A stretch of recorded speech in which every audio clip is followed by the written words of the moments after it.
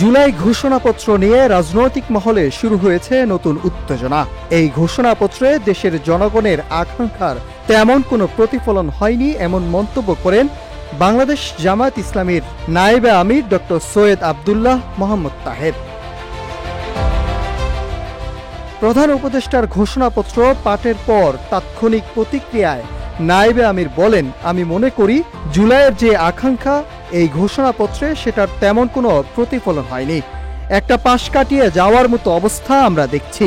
এটা কোন তারিখে বাস্তবায়ন হবে, কালকে থেকেই বাস্তবায়িত হবে সেটা কিন্তু স্পষ্ট করেনি।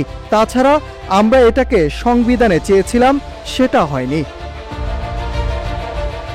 তিনি বলেন, ওনারা যেটা বললেন আগামী সরকার বাস্তবায়ন করবে, তাহলে বোঝা গেল এই সরকার কিছু করবে না, কিন্তু দায়িত্ব হচ্ছে এই সরকারের। এভাবে এত গুরুত্বপূর্ণ একটা ইস্যুকে হালকাভাবে পাশ কাটিয়ে যাওয়ার যে ঘোষণাপত্র দেখলাম, তাতে আমরা হতাশ, এই জাতি হতাশ। ওয়ালটন এখন দেশের সীমানা পেরিয়ে পৌঁছে গিয়েছে 50টিরও বেশি দেশে। ওয়ালটন, ঘরে ঘরে বিশ্বজুড়ে। তিনি আরো বলেন, আন্দোলনে শহীদ পরিবার কিংবা যারা পঙ্গু আছে তাদের বিষয়ে কোনো স্পষ্ট নির্দেশনা নেই এই ঘোষণাপত্রে। যারা শহীদ হয়েছে বা আহত হয়েছে তাদের রাষ্ট্রীয় স্বীকৃতির কথা ছিল, তাদের ভাতা দেওয়ার কথা ছিল, এসব কোনো বিষয়ে ঘোষণাপত্রে স্পষ্ট নির্দেশনা নেই। এসব কারণে আমরা হতাশ। এদিকে ঘোষণাপত্র পুরোপুরি মনমতো না হলেও স্বাগত জানালেন গণ অধিকার পরিষদের সভাপতি নুরুল হক নূর।